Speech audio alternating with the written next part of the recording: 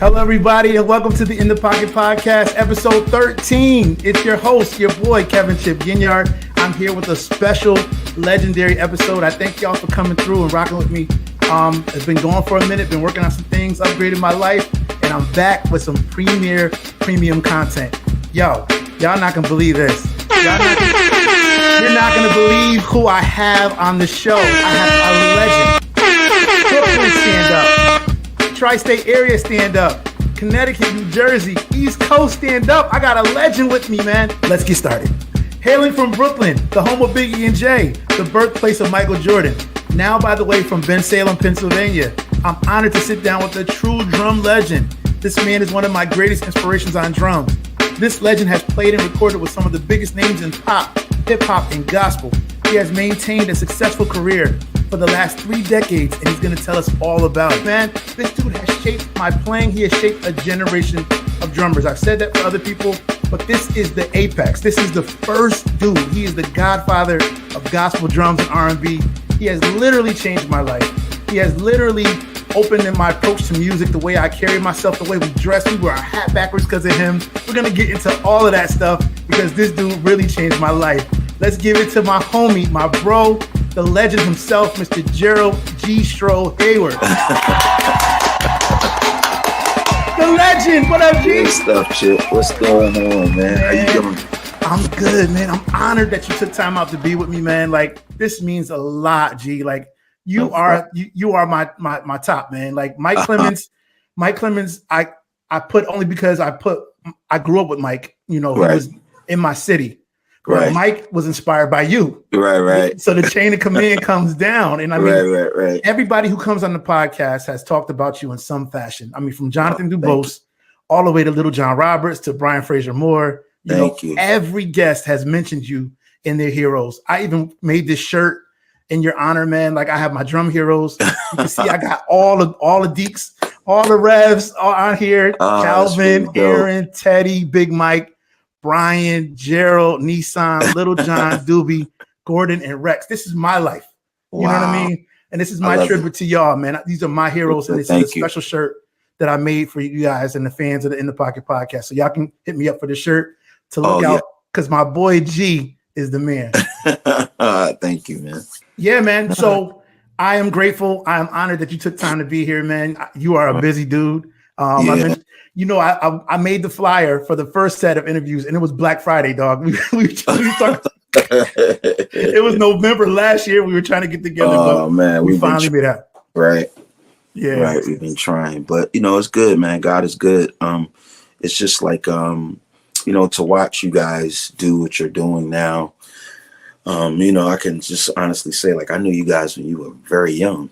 Absolutely. You were very young, and God placed us, in each other's path. Yeah. You know what I mean?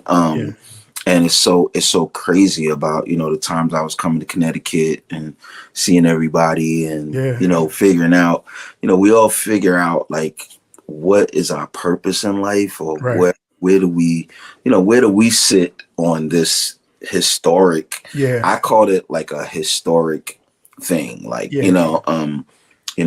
watching Mike grow up, watching Will and you, and, Darnell. Everybody in Darnell. So it's like, and even Joey from what is it? JC White's church, but before JC White's church. I knew, I knew. So, like Bishop Williams, he had Church of God in Christ International. Mm-hmm. And that church that JC has was under the Church of Christ Kojic International. Yep. So I met those guys, those set of musicians. Joel, you're talking about Joel Somerville. Joel, yeah. Oh, man. It's my man. They used to play the organ. He was Eric Lord. Ricky Lord. Yeah. Him. Yeah. The Keith bass Harper. player. Keith Harper. My man that passed away. Keith, yeah. So it's like I have so much history with Connecticut in itself. So it's like one side of Connecticut I was privy to when I was younger, and then the other side of Connecticut when I came with Stanley and Bishop Walker to, to Bishop Moles. Bishop Moles, right? You know what I mean? So it's like I had both sides of Connecticut on lock, and then you got the Doobie side, and then Doobie side, then the Doobie side. So the Doobie side, I got privy to the Doobie side because of my Uncle Butch. Yeah, my Uncle Butch and Doobie's father was really close friends. Yep, and at UNAC or any of the Church of God in Christ conventions, Uncle Butch and Doobie's father was like, Hubert was like, they were tight. And I remember them doing organ lines, man, and they being behind each other in the organ line. It's like everybody was sitting down playing. So, and I remember Doobie. I remember Jeff Davis bringing me to Hubert Powell's church and meeting Doobie when he was very young. Yes. And really into drums and all of that stuff. So so I got like some history with Connecticut as a whole, and then y'all separately, like each one of y'all separately, like we have some history. So absolutely, man, you talking that legend talk already. So let me tell you my funny story. So I had never seen you before. I had only heard you because this is like 92, 93. So the legend and the urban legend of Gerald was all out, reading albums and all that stuff. I'll make it, all that stuff. Right. We were all checking that stuff out, but we never saw you because remember, kids, there was no internet. There was no right. Oh yeah. You had to go see. You had to buy the albums. You had to save your money and get the albums, the vinyl, and the tapes and the CDs, and listen. Right? Listen. So there was no YouTube. We didn't know who our favorite drummers were. We just had to read the credits and like learn who they were. Yeah. And so. This is like 92, 93. I heard that you came to Connecticut for a workshop with Stanley, and this is where you met Mike. Yeah. And Mike came home and was telling everybody about you because you absolutely burned the city down at this church called Full Gospel. Right. With Dave Brown and all them dudes invited you down. Right. And so that began our interest in you. We started listening to the records and learning more about you. Then you went on the road, and then the Blackstreet era of Gerald was out. Okay. And so we all watching VH1 and BET and like seeing you on TV. So that's the only way we saw you. Right. So by the time I got of age and I'm like professionally can play and like gig and stuff, it was with Youthful Praise. And Mike you came to the show at Bensalem, but you came to see Mike. Yeah. And Mike wasn't there. I was playing. And he was like, Mike ain't here, man. Oh man. Well, that's where I live. That's the church that I go to. Right. Absolutely. So we came there. You were swole that Mike wasn't playing and all that. So I was like, all the pressure just heaped up on me. I'm like, oh man, G don't want to hear me play. And I had one of my like first ever crash and burn moments because I was so worried about pleasing you and making sure that I did good in front of you that I just totally wiped out everything that I had practiced and rehearsed. And I think, that really changed my way of playing and my trying to tune everything out and not worry about what's around me. Yeah. But that was a crash and burn moment. And it was because I was so nervous to play in front of you, man. That's a crazy story, man. Yeah. And that was the early 2000s. And like after that, I definitely tightened up. But man, I was so honored and enamored by your presence because it was my first time actually probably seeing you and getting to play in front of you. Right. It totally messed me up. I was so hyped. So what's crazy is so many stories like that. And and it just comes from basically like, traveling with Hez and like, showing up at people's anniversaries or, whatever their church, because like, people like Gordon Campbell or like Warren Campbell or, all of them guys, like I have met them like in the same type of setting. It's like, I'm coming with the choir and we're gonna play like me and Lil Jon. Like I met Lil Jon in Philly and me and Lil Jon played on this album together, Bruce Parham's. Yeah. And it's me and Lil Jon playing on that album. Wow. And and then me moving here and meeting Brian. Yeah. Even Ty Tribbett and his brother were just keyboard player and the bass player, like playing for people, like you know what I mean. So it's a lot of stories that have that same type of vibe. That it's like, like I met Gerald Heyward at this point. Oh yeah, at this time at this, you know what I mean. And I'm so like, just godly honored Yeah. You know, at this point, because it's like, you know, you don't never know who you touching. I mean, like I can't ever be sad about my contribution to, you know, the drumming community and my contribution to, you know, I feel like, you know, it's like reaching back to give information to you guys, you know, you guys that were planning on coming where I was, you know what I mean?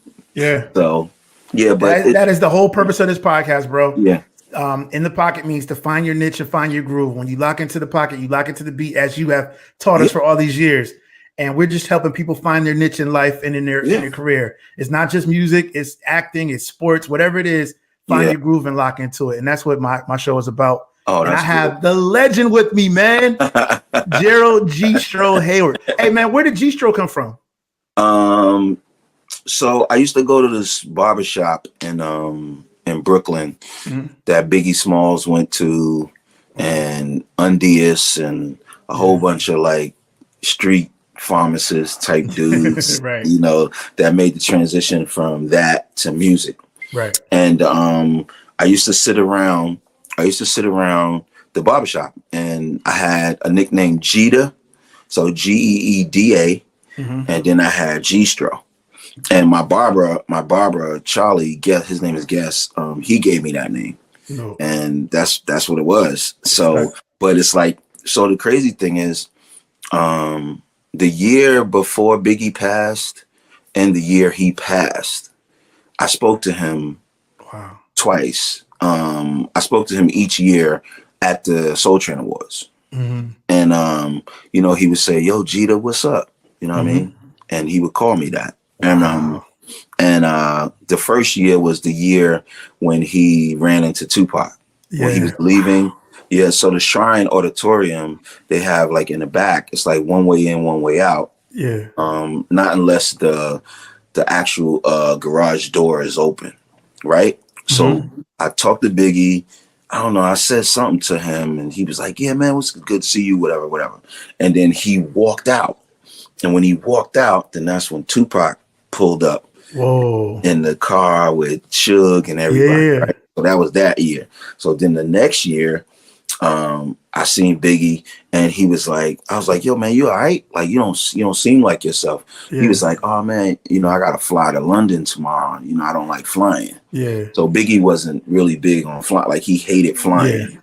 So he was like, "Man, I'm stressed out, G." He's like, "I'm stressed out because I gotta fly." And then that was the night he went to the party, and they killed him. Wow. Yeah. But I had a conversation with him that night. But you were at that legendary Source Awards, the East Coast got love for Snoop and Dr. Dre. When he had the small shoes and like the movie. Yeah, exactly. But Biggie used to be a kid that was just in the barbershop all day. Like, we was all in the barbershop. Like, that was the hangout spot. That's dope. This man is from real Brooklyn, not this gentrified Brooklyn. He's from the real Brooklyn. I'm from the real Brooklyn, from the real BK. and the crazy thing is, my best friend, who I grew up with, my best friend, he is Jay-Z's first cousin. Wow. So his father and Jay-Z's mom is sister and brother. And he used to always say it to me, like, "Yo, Jay-Z is my cousin." We like, "Yeah, right. You lying. You lying." And then I'm on tour with Beyonce, and she said something to me. I haven't said anything to her, but she said something to me. And I said something, son, or whatever. And she was like, "Yo, you sound just like my boyfriend." And I said, "Oh, yeah?" She said, "Where you from?" You know, she said, "You from Brooklyn, ain't you?" I said, yeah, I'm from Brooklyn. She's like, "Oh, okay. Yeah, you sound just like my boyfriend." It's all right, cool. So a few minutes passed, you know, I got off the drums, we was going to the back or whatever, and Jay-Z comes walking up. Wow. And then she introduces me to him or whatever. It's all good, right? So it's like, okay, cool. She's like, so then the next day he comes back around, and he comes over to me, he goes, "Yo, why you ain't tell me you family?" Like, what you talking about, bruh? He was like, "Yo, your best friend is my first cousin." And I'm like, I was like, yeah, Pop. His name is Pop. Yeah. and he was like, yeah. He's like, yo, he told me that, you got him out of the pharmacy business and got him going to church and all of this stuff and everything like that. So, because he's my best friend, man. That's my heart, man. That's my dude. You know what I mean? And fast forward, Jay-Z was like, yo, you family, man. Don't, you got to say something. But I never say I know somebody because of somebody. Of course. Because their relationship could have been bad. And then I bring up the name and it'd be like, nah. Oh, you with them? Nah, you got to go. So, nah, I dig it, man. I had a situation like that one time with Tommy Mottola. And I was working with New Kids on the Block. And I was in the Sony building. This is when they first built it. And I'm at rehearsal early, I'm walking around, whatever. And this guy's coming towards me. And he comes towards me and he go, hey, man, how you like the building? How you like, I was like, oh, man, this is great. We just started rehearsing, whatever. And he was like, oh, cool. He's like, what's your name? I was like, my name is Gerald Heyward. And he was like, hi, I'm Tommy Mottola. I was like, oh, man, I heard your name before. Yeah. He was like, yeah, who'd you get my name from?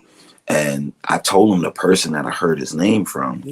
And and then he was like, okay, man, I'll talk to you later. And he just walked away. You should have said the song. No, this is way before the song. So this is how I learned. This is how I learned to not mention other people's names, because you don't know what their relationship was. You know what I mean? Right. So, but that's, just a lesson learned. Yes, sir. So major lesson learned. You see, G's giving out free game already. We ain't even get started yet, and he's telling you what to do. That's good stuff, man. This is episode 13 of the In the Pocket podcast with the legend, the godfather of drums, period. That's it. Just anybody who plays drums, he's your godfather. All right. My guy, Gerald Geestro Heyward, man. So talk about the old Brooklyn, man. Tell me about growing up, institutional, your love for drums, where all that came from. So I tell the story often. I played the congas. I didn't play the drums. Yeah. And the drummer stopped coming to church.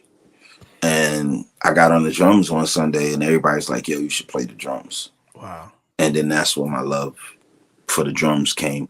Because what it is, you know this, like if you coming from being a percussion player to being a drummer, your feet don't work. Nah. So your feet don't work. But the craziest thing was my feet was my biggest asset. To this day. I hope you got them insured. So my foot was my biggest asset because I didn't know rudiments or anything like that. So you read? You don't read? I kind of, stuff that I was hearing Steve Gadd do or Joe Smith or anybody like that. Like my So you don't read music? Oh no. No, I can't read music. I can only read a book. But that's amazing, bro. I can't read music, but I'll tell you about that too. Yeah. Because I made attempts to try to read music at some point, but I'll tell you that. Right.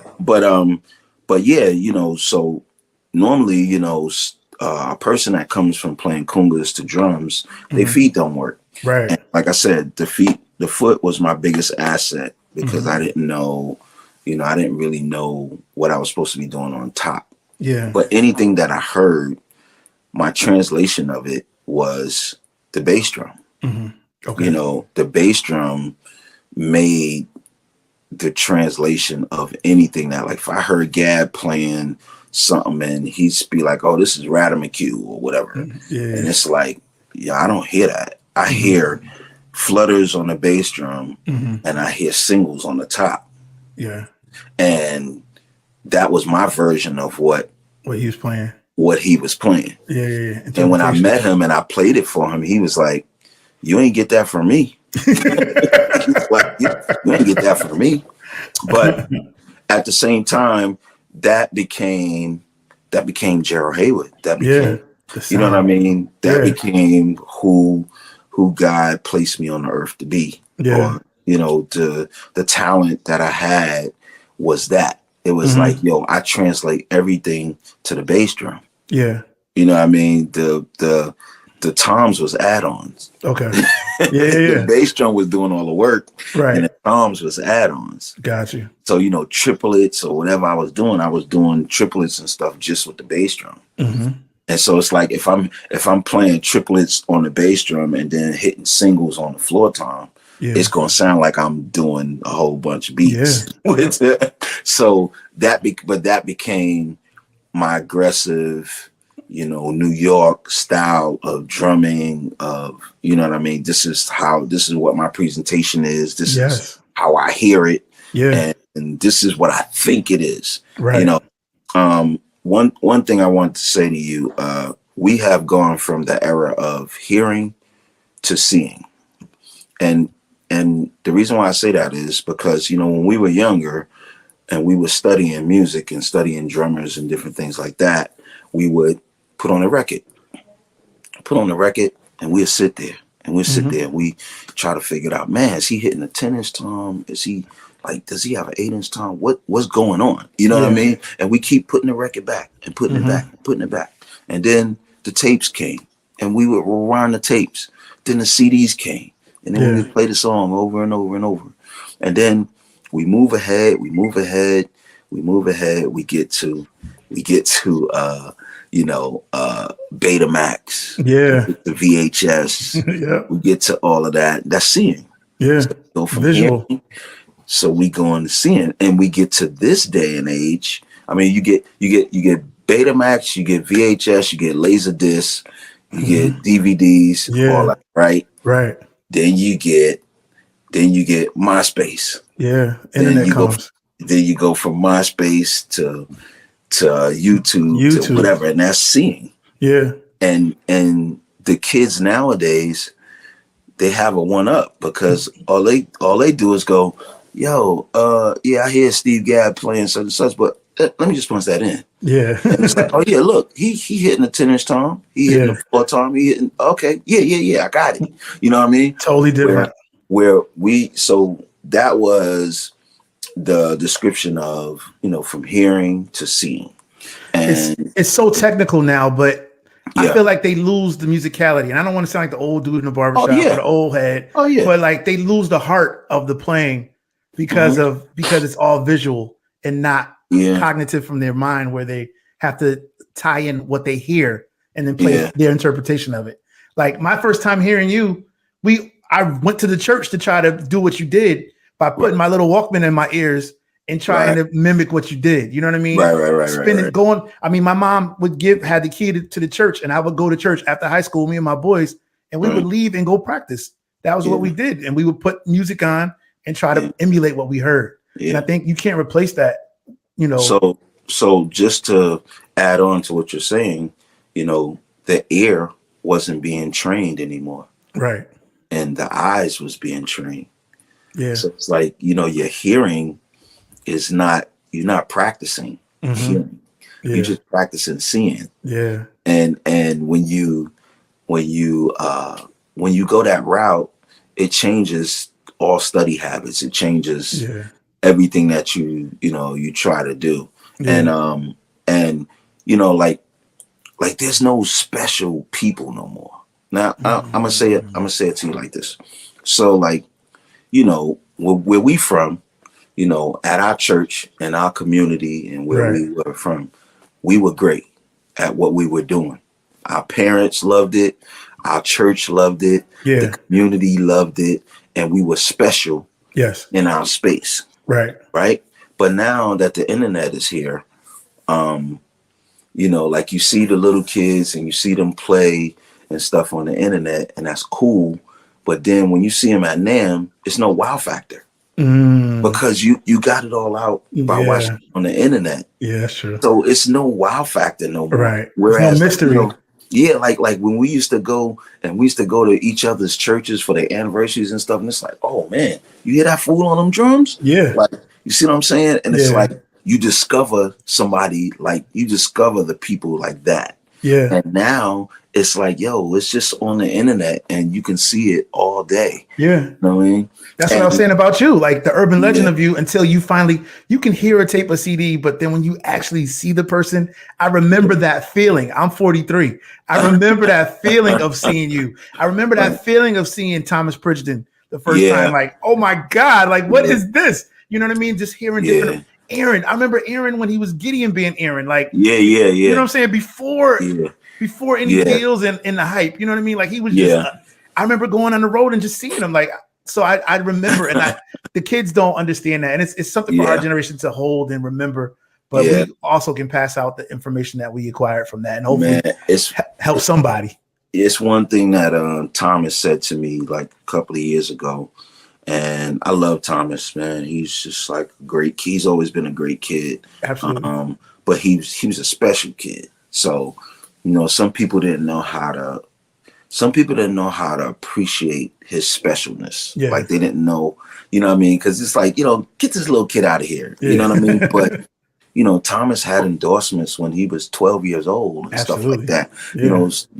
So one thing he said to me, he said, it's crazy because when he looks on the internet, everybody's trying to play like us. Mm-hmm. The quote unquote black drummer. Yeah. You know what I mean? The gospel drummer. Yes. You know what I mean? And it's like everybody from China to New Zealand to wherever. They're all trying to play like us. Absolutely. And, you know, I was like, you know, Thomas, like you drunk, like be quiet. What are you talking about? You know what I mean? And then I had to like, one day I thought about it because I was on the internet and I was like, every person that I pull up, it's like, so when I go to do drum shows, right? I go to do a drum show. So let's say I go to do a drum show in Paris, right? Right. And I get to Paris and everything's cool. The people that bring me there come pick me up in the car and, you know, we go. And they tell me, you know, on our way to go, yo, such and such is our best drummer in Paris. He's amazing and he's playing on the show with you tonight. Mm-hmm. So I'm like, oh, that's cool. I'll meet him at the sound check. So I meet him at the sound check or whatever. Then he starts playing and I'm sitting there and I'm like, all right, so you listen to Chris Dave. Yeah, you can hear it. You listen to Thomas Pridgeton. Yeah. You got a little bit of me in there. There's Aaron, but in Paris, he's special. He's genius. Yeah. And it's like, no, he studied. This is the stuff. Like he's not even masking it. It's like I know where that come from. Right. I know where that come from. Mm-hmm. So I just been having like a big, you know, it's kind of like unbalanced, you know, with me on my thoughts. Yeah. You know, I'm not an old bitter drummer. I'm not that. Nah. But what I am is I'm the type of person that I feel that everybody needs to say what they're studying or where it comes from or you know what made them their inspiration.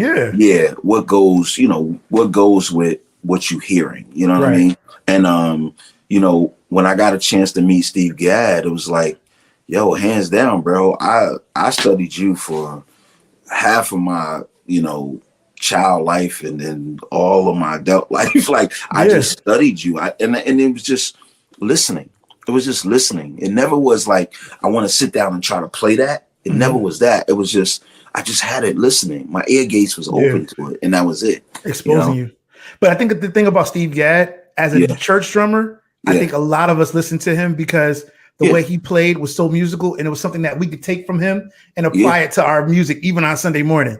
Like, you know what I mean? Like we could hear what he did on a record, on a drum show at Zildjian Day, whatever he did. We can listen to it and be like, oh, I could do that. Or I can take this and put this there. I personally have done certain things to you know, it's inspiring. And I think a lot of us were drawn to Steve from that kind of his approach. Yeah. And I talked to him. Maybe, you know, once every 2 months, you know, just pick up the phone and call him and just, you know, be kicking it with him. And, you know, one thing, he's played over, I don't know, 2,000 or 5,000 recordings. Wow. You know what I mean? Yeah. And, you know, I would always call and pick his brain and be like, so, man, when you played such and such, what was you thinking? What was your thought process? Mm-hmm. Like, you know, he played Sanford and Son. Wow. That's him on Sanford and Son. That's him. Quincy Jones produced that too, right? Huh? Quincy Jones produced that too. Yeah. Yeah. But that's him on Good Times. Wow. That's it. So because I did the history of Steve Gadd, because I was always trying to find or seeing records with his name on the back of it, you know, it just made me inquisitive all the time. Yes. Because, you know, he had a certain sound. So once the record came on, whenever the drummer went to go play a role, that 10-inch tom be humming. Yeah. Like, that's all day. Yeah. You know, Dave Weckl came with the upgraded version, but still, that was Gadd all day. Yeah. And right. so like little things like that I studied, that I watched, and you know, I was talking to him about it, and I'm like, yeah, so I heard you played the snare drum for 7 years before you played the drum set. Yeah. And he was like, yeah, how you know that? Like, man, I studied, man. Like, like I study that sort of stuff. You know what I mean? And and like half of that stuff he didn't even remember he played on it. Wow. You know what I mean? Yeah. But yeah, you know, and it's like, you know, God made it so I was able to meet him, and I'm cool with him and his wife, Miss Carol, and you know, so but it's like he was a really big portion, along with Jeff, along with Joel, along with, you know, all of these people that was in my circumference. Right. You know what I mean? That was so who was your greatest influence in your early days? It had to be Gadd. Okay. It had to be. I mean, it was so many people. It was like Steve Ferroni.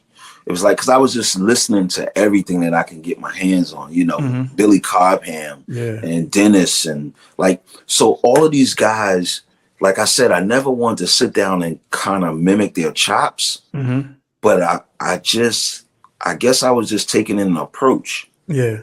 You know what I mean? Yeah. And the approach was anything that I heard, it's like, oh, that's amazing. But because I'm from New York, I would always bring it out as aggression. Of course, yeah. It's aggression. Because we got all these good drummers in New York. So what makes me stand out? Right. You know, what makes me stand out? And that was the aggression. You know what I mean? There's a guy that nobody really knows about. His name was Monte Greer. Wow. And Monte Greer, dog, shit, when I tell you he had the fastest foot ever, like, I never heard nobody play the bass drum like that. Jeez. And so his mom was my godmother. Okay. So I would play at their church all the time, play the congas, but I'm hearing the drums. Yeah. I'm hearing the drums. Right. So I'm learning a certain approach to the drums, but while I'm playing the congas. Right. And that, like, I'm telling you, if you ask anybody, man, about Monte Greer. And he was the first drummer for Tremaine after Joel. Joel. It was Monte Greer, this guy named Michael Fisher, and David Frazier. Wow. And they played for like Donnie McClurkin in the beginning. Yeah. For BB and CC. Wow. They played for Tremaine. And Monte. Cold. Super cool. And there used to be this group called AGE from Brooklyn. Anthony Evans and AGE, and Monte used to play with them. And when they used to come to people's church, it's like, I ain't never heard nothing sound like that before. That's dope. And he only had 2 toms, a cowbell, 2 crash cymbals, snare drum, hi-hat, no floor tom. But it was like, you didn't miss it. You didn't miss none of it. You didn't miss it. You didn't miss it. So, wow. Yeah. So shout out to Monte Greer, man. Monte Greer is, man, he was the dude, bro. He was the dude. Low key in Brooklyn. That's dope. That's dope. So you said you moved to drums from the Congas. Yeah. I heard a story about your first kit. Tell me about that. Somebody tried to steal your first kit, your first drum set? Okay, so I got the drum set from 48th Street Manny's, right? This guy named Steve sold me the drum set. He was actually married to Buddy Rich's daughter. Sheesh. Right.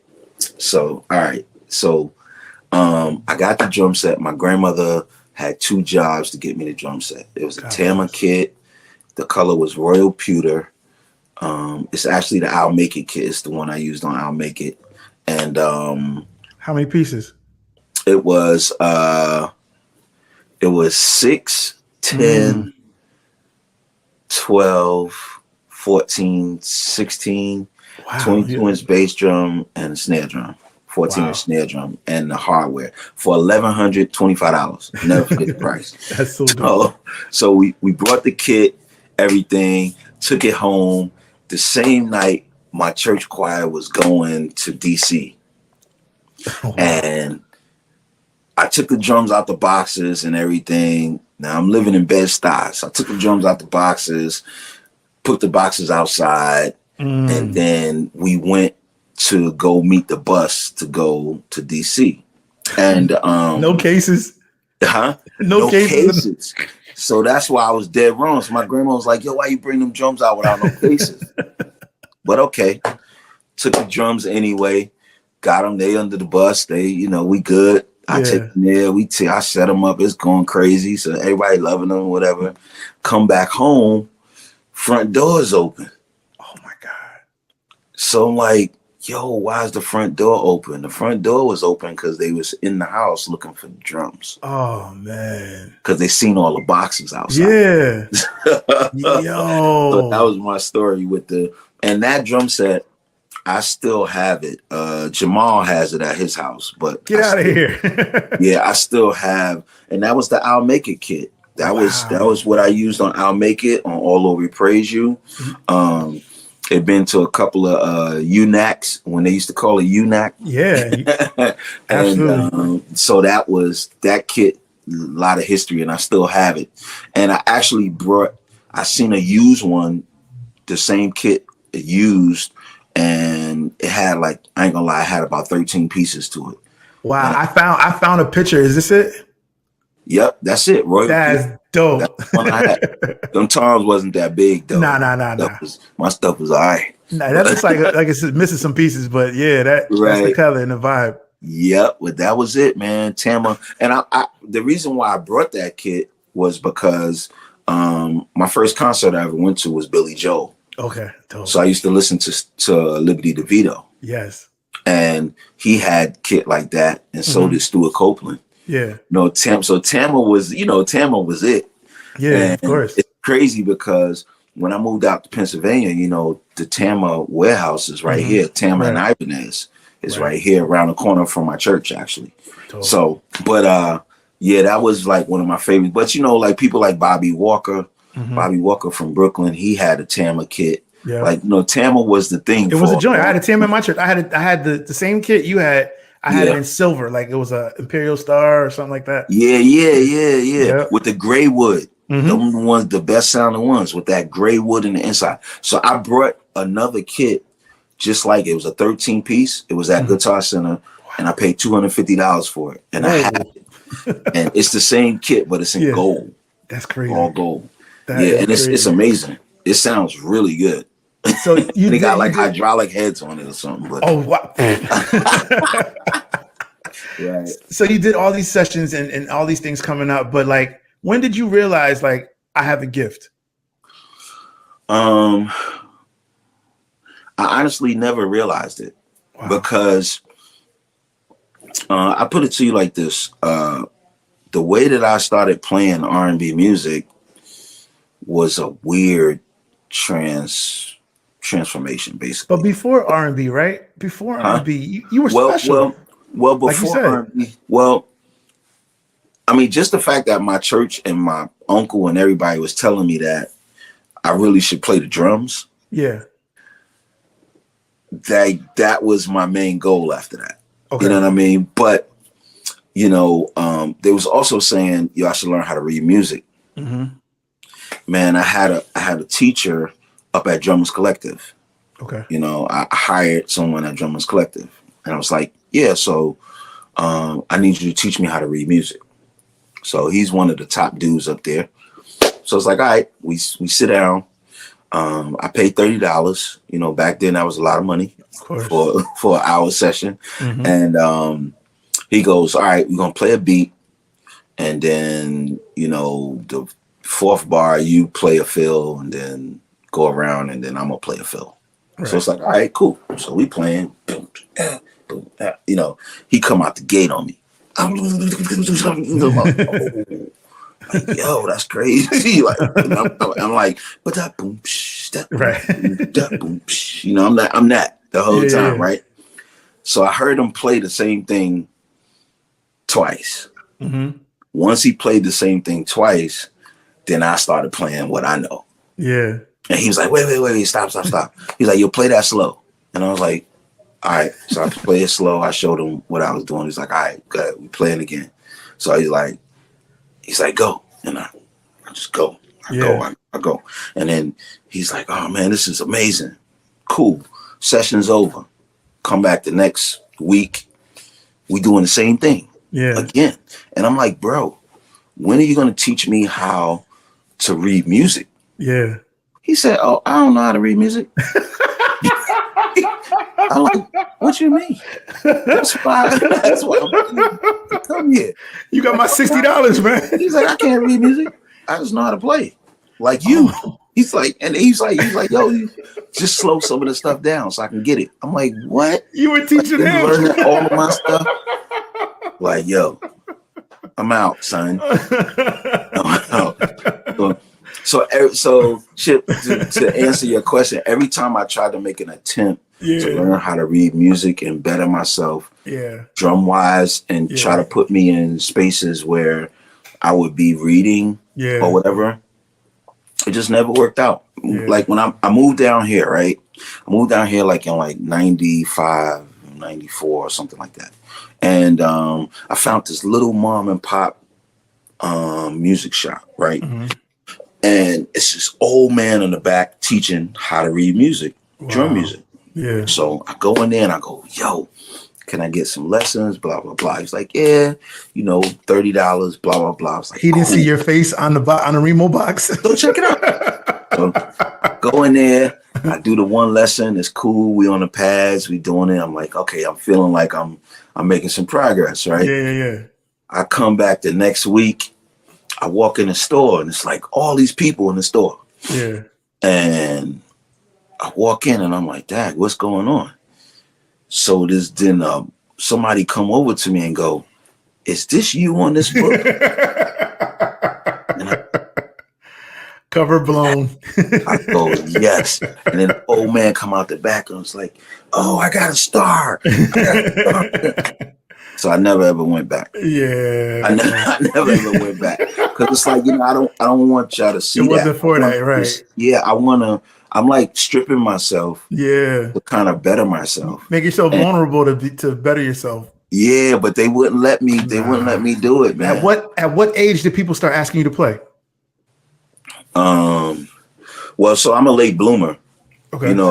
You, yourself, Mike, all the rest of you guys probably started at, 2-3 years old. You know what I mean? I started at 10 because remember the Kungas was the thing. Yeah. And I consider myself a late bloomer compared to everybody else. So yeah, around 10 years old, maybe 11. Okay. Something like that. And I was attached to the hip of Jeff Davis. Yes. At some point, like I learned so much from Jeff, and he schooled me and really taught me a lot about drums, about playing in church, and about things that I should do and things that I shouldn't do. He always tried to calm down my aggression on drums because he was like, when you get older and you start really playing musically, people gonna say you whack because they used to the aggression. Yeah. They used to the aggression. They used to you attacking these songs, and it's like, he's like, you gotta stop doing that. You gotta stop. You gotta stop making it so the drummer stand around the drums. You can't do that. And I mean, it's like, what we did was, Sunday night we play in church and all day Sunday. And then Monday, I'm practicing something for next Sunday. For the next Sunday, yeah. You know what I mean? I'm getting ready. I was like, yo, I'm gonna kill him with this one.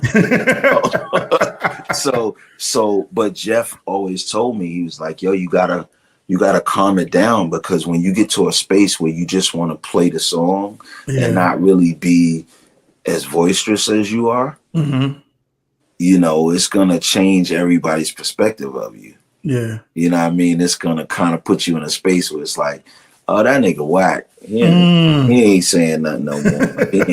You know what I mean? And we've all been through those stages where it's like, yo, they love me at my church. Like, I play for the I play for the crowd. Like I'm keeping 100. Like, that was the vibe. That was the vibe. Yeah. That was the vibe. Yeah. And you know, and it's like, you know, running into people like Aaron and Jamal and all of these guys, and it's like everybody just has that same aggression. Yeah. And it's like, yo, Uncle G, like, we learned that from you. Like, absolutely. We learned speaking with the aggression on the drums from you. And I'm like, yo, that's great. That's great. But I probably would do a disservice to you if I didn't tell you to play like Jeff told me. You know what I mean? Like, I probably would have to tell you, like, yo, kind of calm it down, kind of be in the background, kind of move the band. Don't, you know what I mean? Don't be yelling over the band. Right. But that's what it became a style, and it became what everybody wanted. Absolutely. So when I went and started playing R&B, and I came with that aggression, people was going, yo, who's the drummer? I want the drummer. Or it's like, if I can't have him, where's there more like him? Yes. You know, where can I get that? You know? And you opened the door, though. You opened the door, at least on the East Coast. I can't speak for the West Coast, but you opened the door for us to walk through. Right. Any opportunities that we got, it was your shaping of the way your presentation, how you played. And it was the blueprint. Like, when you come in, you got to lock to the click, you got to lock to the track, the MPC before it was Pro Tools and all that stuff, or the rolling drum machine, whatever you was playing to. You got to lock to it. You got to make your presence known, but you can't let the machine outwork you. You gotta, you know what I mean? We learned all that from you, bro. The accents, you know, the triplets on the floor tom. I mean, I'm a student, bro. Like, seriously, like the accents on the splash, the China, the popcorn snare on the left side. I'm telling you, G, I'm a student, dog. I got the footage, like the popcorn snare high up on the left side, the big China on the right, man. Like, it just was a way of life, bro. Like, side snares, like nobody was doing that, man. Like, who invented? I want to ask you, who invented like changing your shoes? Like, was that you that started that?